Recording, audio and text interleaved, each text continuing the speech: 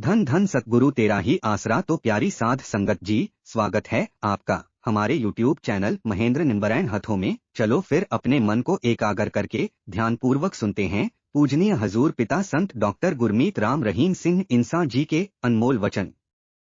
संत फकीर सबका भला सोचते हैं और सतगुरु मौला ख्याल देते हैं। पहले तो कैसे बनेगा बच्चा अच्छा? मां बाप के हाथ में बहुत कुछ है, ध्यान से सुनिए। तो मां के गर्भ में जब पता चले कि बच्चा आ गया है, नींव रखी जा चुकी, आत्मा आ चुकी है, क्योंकि वो शुरू में ही आ जाती है, तो तभी से रूटीन बना लें अपने लिए नहीं, कम से कम बच्चे के लिए, कि मैं आधा घंटा सुबह आधा घंटा शाम को मालिक का नाम जपूंगी ही जपूंगी। और पति महोदय, पति देव, वो भी रूटीन बना लें कि मैं भी सत्संग की सीढ़ी या शब्दों भजनों की सीढ़ी खुद भी सुनूंगा और अपनी बीबी को भी सुनाऊंगा, क्योंकि उसका भी फर्ज है कि चलो सुमरण में कहीं कमी रहे तो शब्द या सत्संग सुन के उस बच्चे के जो संस्कार मां के गर्भ में हैं वो टॉप क्लास के बन जाएं, बहुत अच्छे बन जाएं। तो ये रूटीन बना लें कि सुबह शाम माता सिमरण करे और सुबह शाम जब भी समय मिले, पति देव जब भी टाइम मिले, सत्संग सीढ़ी की बातें, भक्त योद्धा संत हुए हैं, गुरु हुए, उनकी बातें करें। लड़ाई झगड़ा नहीं, प्यार मोहब्बत की चर्चा करें। बच्चा मां के गर्भ में जब होता है तो मां को बहुत स्वस्थ खाना खाना चाहिए, शर्म नहीं करनी चाहिए। विटामिन्स जो कुछ भी हमें चाहिए, अच्छे डाइटिशियन से, अच्छे डॉक्टरों से राय लेके या गांव में किसी से भी पता करके वो खाना खाते रहना चाहिए। मेरे को तो उल्टी आती, आ जाने दे फिर खा लेना। कहीं खाती नहीं बहने ना, मेरे को तो चक्कर आ जाएंगे, तो चारपाई पे लेट जाना बेटा। तो खाना अच्छा खाओ, स्वस्थ खाना खाओ, ताकि बच्चा अंदर से मजबूत। और ये आपके अंदर मां को एहसास होता है, बाप को नहीं पता चलता, मां को एहसास होता है, अंदर तार जुड़ जाती है जब बच्चा गर्भ में आता है। वो क्लोलें करता है, वो कभी करबट लेता है, अंदर से मूवमेंट्स होती हैं। मां के लिए वो गजब का समय होता है। एक अंदर से आनंद आता है, एक लज्जत आती है, यूं लगता है मैं कहीं और लोक में हूं, स्वप्न लोक में हूं, किसी से जुड़ी हुई हूं, मेरी बहुत बड़ी जिम्मेवारी है। वाकई वाकई ऐसे एहसास होते हैं। आप उसका नजारा लें, ना कि ये सोचें कि कोई बीमारी हो गई है आपको। आप इसीलिए तो धन्य हैं मां, क्योंकि इतनी देर अपने अंदर इतना वजन रखना, उसका पालन पोषण करना, अच्छे विचार का स्वामी रहें। चलो कभी किसी बात पे उत्तेजना हो जाती है, लड़ाई झगड़ा होने का अंदेशा हो ही जाता है, तो उस समय पति को चाहिए, क्योंकि बच्चा गर्भ में है पत्नी के, तो वो बाहर चला जाए, नारा लगा के पानी पी ले, कोई तगमा नहीं गिर जाएगा। अगर दो बातें पत्नी की सुननी पड़ गई तो डॉक्टरी हिसाब से भी चेकअप रूटीन में करते रहिए जब भी समय मिले। बच्चा जन्म लेता है, जो भी डॉक्टर साहबान, मां बाप, कोई भी परिवार का मेंबर उनके पास है, बच्चा जब बाहर आता है मां के गर्भ से, तो आसपास वाले सुमरण करते रहें, ताकि उसको वही वातावरण मिले जो मां के गर्भ में मालिक से लिब लगी हुई थी।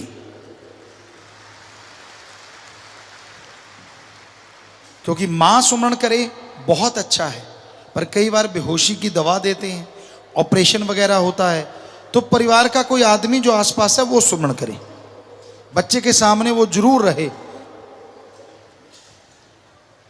और बच्चे को जब साफ करते हैं डॉक्टर साहबान, यहां तो बोला हुआ है कि सुमरण करें, बाहर पता नहीं कैसे डॉक्टर हों, वो सफाई कर रहे हो तो कोई भी माता बहन पास खड़ी होके सुमरण करती रहे। कोशिश करो बच्चा आंख खोले तो उसको आप सुमरण करते ही दिखें, फिर कहना ही क्या है। बच्चा, हमारी ये कहावत है या कह लो रीत है, बच्चे को घूंटी दी जाती है, घूंटी पिलाई जाती है। ध्यान रखिए, शहद ऑर्गेनिक हो, ऐसा शहद मत लाइए यहां मिलावट, चीनी मिला दी जाती है, बहुत सारी चीजें मिलाई जाती हैं।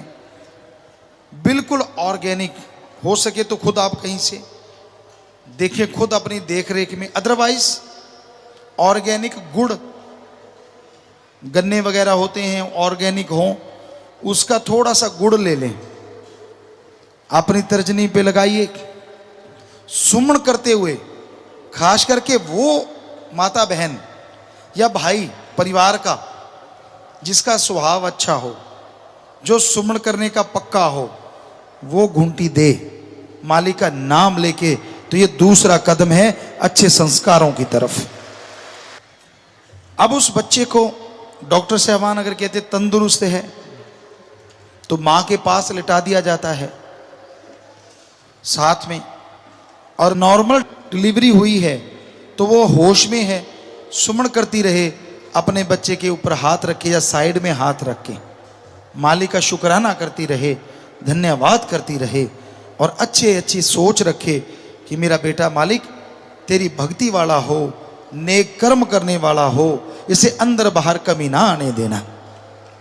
अगर बेहोश है मां, बच्चे ने जन्म ले लिया, तो परिवार की कोई भी माता बहन यही काम करे, हाथ रखे, पास खड़े, सुमन करती रहे और यही दुआएं करती हुई लगातार सुमन करे। फिर मां को बच्चा दे दिया जाता है बिल्कुल पास, और मां का दूध बच्चे को पिलाने की कोशिश की जाती है। उस समय भी मां सुमरन करे कि मालिक, हे परमात्मा, इस बच्चे के अंदर दूध की जो पहली बूंद जाए वो दूध नहीं, हे मेरे वाहिगुरु, हे मेरे अल्लाह, हे मेरे राम, हे मेरे गॉड, उसे अमृत आबो हयात बना देना और इसको अपने चरणों की तरफ लगा लेना। साइंस को लगता होगा कि ऐसा कहने से या सुमन करने से क्या होता है। साइंस को एक दिन मानना पड़ेगा, ऐसा करने से ही सब कुछ होता है।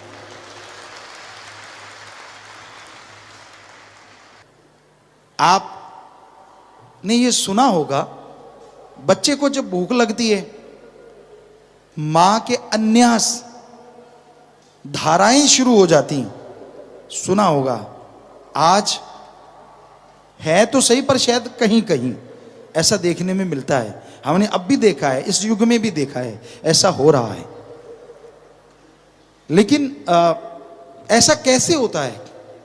एक भावना मां की जुड़ी रहती है, वो और कामों की तरफ तो ध्यान देना ही देना है, लेकिन एक इनडायरेक्ट, जैसे कहते हैं ना छठी इंद्री होती है, वो एक जाग जाती है, वैसे माँ की एक भावना होती है जो बच्चे से हमेशा जुड़ी रहती, कहीं भी रहे, काम धंधा कर रही, सब कुछ, लेकिन एक अंत्यकरण से एक तार जुड़ी रहती।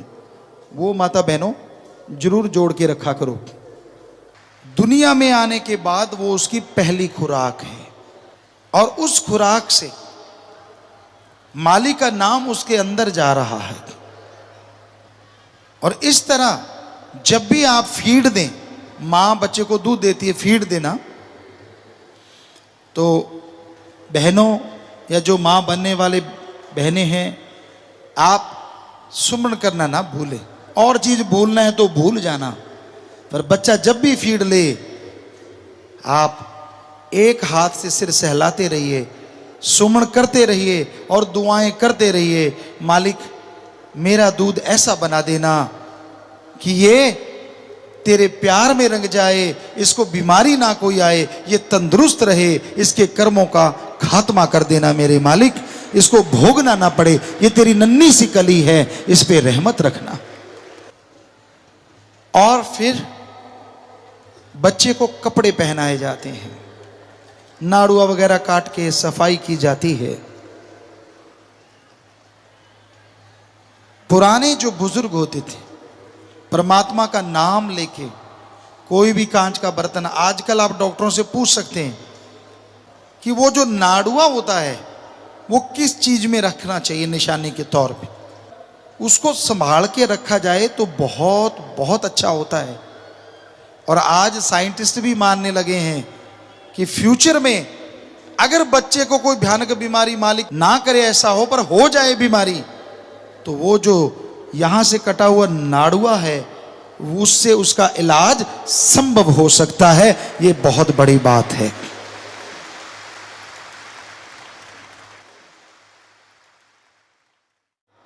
जो आपने ले लिया तो समझो बच्चे की काफी सेफ्टी आपने खुद कर ली।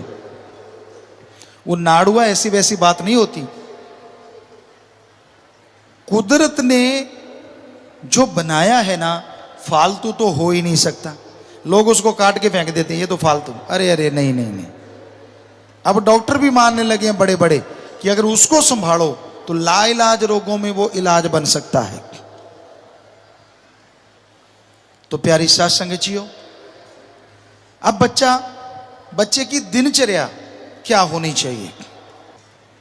बच्चा सोता कम है और जागता भी कम है। 2-3 घंटे सो गया, फिर जाग गया, फिर सो गया, फिर जाग गया। ज्यादातर वो सोया रहता है। ये नॉर्मल है, कोई डरने की बात नहीं होती। कई छोटे से बच्चे को नहलाते इतना रगड़ रगड़ के हैं, उनके हाथ घोड़े के खरखरे की तरह होते हैं। ऐसा मत करो। कोमल है, बिल्कुल लूज हैंड से उसको अगर नहलाना भी है, बिल्कुल लूज हैंड से उसको नहलाएं। ऐसे ऐसे मत रगड़ो। उसके कोई मैल थोड़ी लगी, अभी तो गर्भ से बाहर आया है। कई बहनों को होता नहीं, सवार सवार के बत्तियां ला दें, बत्तियों की जगह चमड़ी उतार देते हैं, इन्फेक्शन हो जाता है। तो ऐसा नहीं करना चाहिए। बिल्कुल लूज हैंड, सॉफ्ट, बिल्कुल हाथों से उसको अगर नहलाना पड़े नहलाइए। अदरवाइज कोई बहुत ही मलमलदा कपड़ा, पंजाबी कहा करते हैं, बिल्कुल नरम कपड़ा उसको भिगोएं, या कॉटन ऐसी हो जिसको उबालें पानी में कई बार, और उबालने के बाद निचोड़ उसी पानी से, फिल्टर्ड पानी हो उसको उबाल के उसमें भिगो के उस कॉटन से बच्चे को साफ कर सकते हैं। कोई गलत बात नहीं, पर साफ करते भी सुमरण करते रहिए। सुमरण सबसे बड़ा और अहम रोल अदा करता है। नहला दिया, कपड़े पहना दिए और उसको खुला छोड़ें। आजकल नई टेक्निक आ गई है। बच्चे को पहले क्या होता था, नरम सा कपड़ा खुला सा बांध देते थे, पंजाबी में पोतड़े कहते थे। आजकल वो आ गया है डाइपर।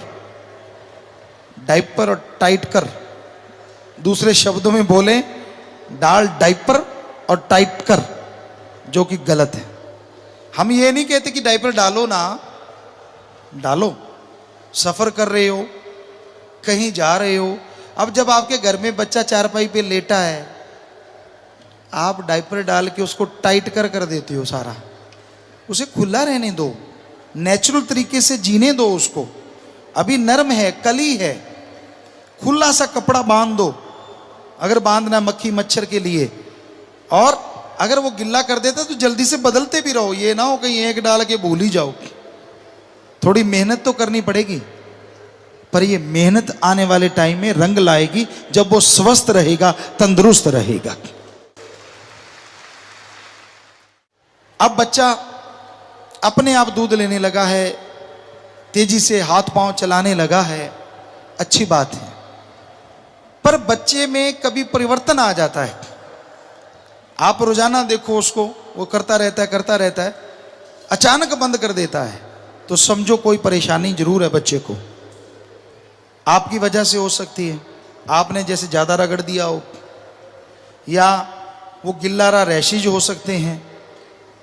देसी सा तरीका होता है कि सरसों के तेल को हाथ पे डालो, पानी की कुछ बूंदें डालो, ऐसे ऐसे रगड़ो, रगड़ते रहो। पानी जो सरसों का तेल है वो सफेद रंग का होना शुरू हो जाएगा, उसमें पानी की बूंदें ऐड करते रहो, उसको रगड़ते रहो, बिल्कुल सफेद हो जाएगा। उसमें पानी डालोगे, पानी निकल जाएगा, वो सफेद चीज हिलेगी नहीं। तो यहाँ बच्चे के रैशेज हुए हैं, आप उसे थोड़ा थोड़ा वो लगा सकते हैं, ये देसी मरहम है जो घर में बनाई जा सकती है, जिसपे एक पंजी नहीं लगती, आपके घर की मरहम है। सब कुछ फकीर को होता है। जब वो माँ भी है बाप भी है, तो माँ तो है ही है, 100% माँ पहले बाप बाद में है, जो फकीर होता है। तो वो रैशेज नहीं पड़ेंगे और बच्चा फिर से वही नॉर्मल स्थिति में आ जाएगा। कई बार हो सकता माँ ने कुछ ऐसा वैसा खा लिया हो, तो बच्चे के दूध में भी वो वैसा ही जाएगा, उसका असर हो जाता है। ज़्यादा वायबादी वाली चीज़ें मत खाइए, ज़्यादा वायबादी जो करती हैं चीज़ें वो मत खाया करो। बहुत ज़्यादा गर्म ना खाओ, बहुत ज़्यादा ठंडा ना खाओ, माँ के लिए खास करके, क्योंकि गर्म ठंडा खाने से आपकी बॉडी पे उतना असर नहीं होता, पर जो आप फीड देते हैं उससे आपकी उस नन्ही कली पे बहुत ज़्यादा असर होता है। नॉर्मल भोजन, माँ को बहुत परहेज और बंद के रहना पड़ता है। उस तरह का खाना खाइए, सात्विक हो, तड़या, ये तला हुआ जो होता है, ज़्यादा मिर्ची वाला, तेज मसालों वाला, ये चीज़ें बिल्कुल अवॉइड, छोड़ दें, जाएं ना इनके पास। घी दूध लें ज़्यादा से ज़्यादा, और खाना जो नॉर्मली आप खाते हैं, हरी सब्जियां खाएं, फाइबर ज़्यादा आपके पेट में जाए, ऐसी चीज़ें लें, इसबगोल वगैरह लेते रहें। तो उससे क्या है, बच्चे का जो शरीर है वो जल्दी विकसित होता है, कब्जी वगैरह नहीं होती और वो तंदुरुस्त रहता है। बच्चा बढ़ रहा है संस्कारों के साथ। माता बहनों को क्या होता है आजकल की, खास करके लड़कियों को, बच्चा पैदा हो गया, फिट हो जाना है, किसी को पता ही ना चले कि बच्चा हुआ है, कि गुनाह हो गया क्या। अरे फिट बाद में होते रहना, पहले ढंग से खाना खाओ, अच्छा खाना खाओ, मोटे हो जाओगे, कुछ नहीं होता, क्योंकि बच्चे को स्वस्थ दूध चाहिए। आप अच्छा खाना ठोक के खाओ, 5-7 किलो वजन बढ़ जाएगा, कुछ नहीं होने वाला। और जब बच्चा दूध छोड़ देगा, फीड छोड़ देगा, तब आप भार घटाते रहना, कोई नहीं रोकता। आजकल की पढ़ी लिखी पहले ही शुरू हो जाती है, बच्चा पैदा हुआ नहीं कि वजन कम कर लो, वजन कम कर लो। नहीं, हमारे ख्याल से ये बिल्कुल गलत, ऐसा नहीं होना चाहिए। जब बच्चा दूध छोड़ देता है, उसके बाद आप अपने फिगर को जो मर्जी जैसा मर्जी तराश लो, कोई खास बात नहीं। इसमें पति देव को भी साथ सहयोग देना होगा कि हाँ भाई आप डट के खाओ, उसके लिए अच्छी चीज़ें उपलब्ध करवाए, ताकि बच्चा आपका तंदुरुस्त हो। तंदुरुस्त बच्चा होगा, तंदुरुस्त सोच होगी, भक्ति करेगा, तो यकीनन समाज को बदल सकता है, इस गंदगी को उठा के फेंक सकता है जो समाज में काम वासना, क्रोध, लोभ, मोह, अहंकार, मन माया, भ्रष्टाचार, ठगी, बेईमानी की फैली हुई है। या बच्चे की अच्छी देखभाल होने लगी है, पर जो भी परिवारजन उसके पास आते हैं, मां तो हमेशा पास रहती है, अब देखने वालों की भीड़ होती है, रिश्तेदार आ गई, ये बुआ जी आई है, ये फूफा जी आया है, ये मामा जी आया है, ये मामी जी आई, आना चाहिए, सारे ही आओ। हम नहीं रोकते कि उनको आने ना दो, पर आने से पहले गुनगुना पानी या गर्म पानी हो, गांव में और नहीं तो नीम के पत्ते उबाल के रखो उस पानी में, और जब वो बच्चे के कमरे में जाएं, दूर दराज से आए हैं, या तो वो नहा के जाएं या फिर हाथ पांव धो के, मुंह धो के जाएं उस नीम वाले पानी से, ताकि बैक्टीरिया, वायरस बच्चे के पास ना जाए। ये भी अति जरूरी है कि आप अपने बच्चे को बहुत प्यार करते हैं, करना चाहिए, लेकिन किसी करने से बच्चे का प्यार बढ़ नहीं जाएगा। पता नहीं आपके मुंह में कितनी तरह की गैस गर्म होगी, नहीं गैस तो एक ही होगी, पर घबराइए मत। मतलब बच्चे के लिए तो कई तरह की होगी ना, बैक्टीरिया है, वायरस है, गर्म हवा है, वो सहन नहीं करता। आप किस्सी ले रहे हैं और उसकी मिस्सी हो रही है, वो कहते हैं मेरे साथ मिसबिहेव क्यों कर रहे हैं ये, अरे आपको लगते ना ना मेरा बेटा है, अरे तेरा ही रहेगा, दूसरे का, पड़ोसी का तो होने से रहा। इन चीजों को अवॉइड कीजिए, क्योंकि आपके मुंह में बैक्टीरिया हो सकते हैं, वो नन्ही सी कली के पास कुछ भी नहीं है ऐसा, तो ये परहेज रखना जरूरी है। कई मुंह में उंगली डाल देते हैं, पता नहीं कहाँ कहाँ से वो लगाई होती है, और उसके मुंह में ले ले ले लेके देख, लेके देखने को क्या कुल्फी है, उंगली है, क्यों उसको बेचारे को तंग करने पे लगे हो? प्यार कीजिए, दूर से भी कर सकते हैं। तो बच्चा बढ़ता जा रहा है और आप ये परहेज रख रहे हैं, यकीनन बहुत सी बीमारियां नहीं आएंगी आपके बच्चे को अगर आप इन बातों पे अमल करेंगे।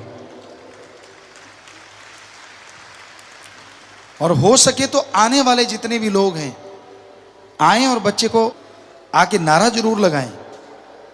कहीं वो भूल गया हो, माया के खिलौनों में उलझ रहा हो, नारा लगाते ही उसको मालिक याद आएगा और वो खुशी से फिर हर्षा जाएगा, महक जाएगा। तो प्यारी साथ संगत जियो, यूं बच्चा बड़ा होता जा रहा है, फिर वो करवट बदलने लगता है। मां बहुत बड़ा गाइड होती है, बहुत बड़ा गुरु होती है अपने बच्चे का। तो उसको वो गाइड क्या करे कि बच्चा जब थोड़ा कई दिनों का या महीनों का हो चला है तो उसको करवट खुद दिलाए, कोशिश करे इधर उधर इधर उधर। वैसे तो छोटे बच्चे को दिलाते रहना चाहिए, क्योंकि अगर एक जगह लेटा रहता है तो उसकी स्किन इन्फेक्शन होने का डर रहता है। कभी उसको सीधा लिटाओ, कभी उसको टेढ़ा करो, कभी अपने छाती पे ऊपर लिटा लो, बाप या माँ, ये भी जरूरी है, उसकी पोजीशन बदलते रहना। फिर बच्चा उल्टा हो जाता है, कोई घबराने की बात नहीं होती, और फिर वो बैठने की कोशिश करने लगता है, कुछ बोलने लगता है। कई उसे कहते पापा बोल, और माँ कहते नहीं मम्मा बोल। तो उसका बज जाता है ढोल, क्या बोलूं ना। वो पामा करता ही रहते हैं बच्चे, हमने देखा है, क्योंकि दोनों चाहते कि मेरा नाम पहले ले। तो कितना अच्छा हो अगर वो मालिक या दाता या राम कहना सीख जाए, कमाल हो जाए। तो इस तरह ये संस्कार आप अपने बच्चों को देते रहें। मां कुछ भी खाना ले, सुमण करके लेती रहे, तो यकीनन बच्चे जो होंगे जरूर अच्छे संस्कारों वाले होंगे। तो बच्चा जब लुढ़कना शुरू करता है तो बच्चा उल्टा होएगा, तो नेचुरली उसके जो एक्सरसाइज है वो होती रहेगी, करवटें बदलते रहिए तो वो एक्टिव जल्दी होगा। हाथ पांव मारता मारने दो, क्योंकि बच्चा जितना हिलता है ऐसा करता है, कभी कभार रोता है तो भी कोई गड़बड़ नहीं, रोने से भी बच्चे का विकास होता है, उसकी आवाज, कंपन, बोलना सब विकसित होता है। इसे डरा ना करें। बच्चा उठना चाहता है, उसकी मदद कर दीजिए, सुमन करते रहिए। और जब लगे कि ये अब लुढ़कने लगेगा, कितना अच्छा हो कि आप जो गर्भ में टेप सुना करते थे, शब्द या सत्संग, उसी टेप सत्संग को लगा दें सामने, या कोई फोटो अपने पीर फकीर की लगा दें, जो भी आपको ठीक लगे, बुजुर्गों की लगा दें, अपने अच्छे नेक लोगों की, और वहां टेप रख दें, शब्दवाणी चले और वो उस फोटो की तरफ लुढ़क के आए, तो ये संस्कारों की तरफ बहुत बड़ा स्टेप है। वो उस आवाज को फॉलो कर रहा है, उस फोटो को फॉलो कर रहा है, और माँ बाप जो पास बैठे देख रहे हैं, सुमन करके यही दुआ करें कि मालिक इसने चलना अभी शुरू किया ही है और ये आपकी तरफ आ रहा है, आखिर तक ऐसे ही इसके कदम राम नाम की तरफ चलते रहें, मालिक की भक्ति इबादत में आगे बढ़ते रहें।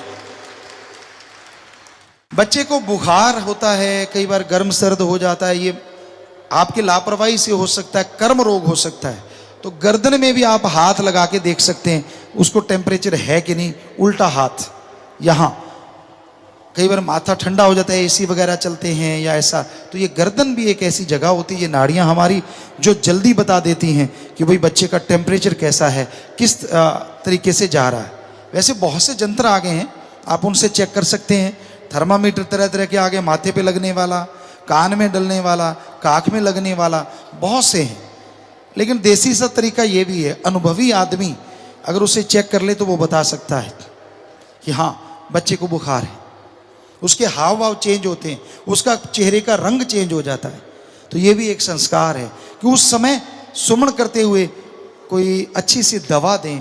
तुलसी अगर माँ चाह में डाल के पीती रहती है, खास करके शाम तुलसी, काली तुलसी, जब माँ पिए तो दूध में या चाय में 2-4 पत्तियां डाल ले या 5-7 डाल ले उस मौसम के अनुसार, उसको हमेशा पिए डेली, तो बच्चे को नजला जुकाम नहीं होता और बुखार की संभावना बहुत कम हो जाती है। आप इन बातों पे अमल करके देखिएगा, यकीनन आपको फायदा होगा, आपकी औलाद का फायदा होगा। आपका फायदा हो ना हो, हमारा फायदा जरूर होगा, क्योंकि वो बच्चे आपके नहीं हमारे हैं।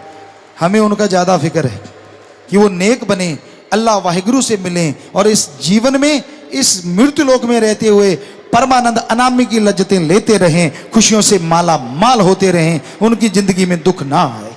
धन धन सतगुरु तेरा ही आसरा। तो प्यारी साध संगत जी, आपको ये वीडियो कैसी लगी? कमेंट बॉक्स में नारा लिखकर अपनी राय जरूर देना और साथ ही वीडियो को लाइक, शेयर और हमारे YouTube चैनल महेंद्र निंबरैन हथो को सब्सक्राइब जरूर कर लेना। धन धन सतगुरु तेरा ही आसरा।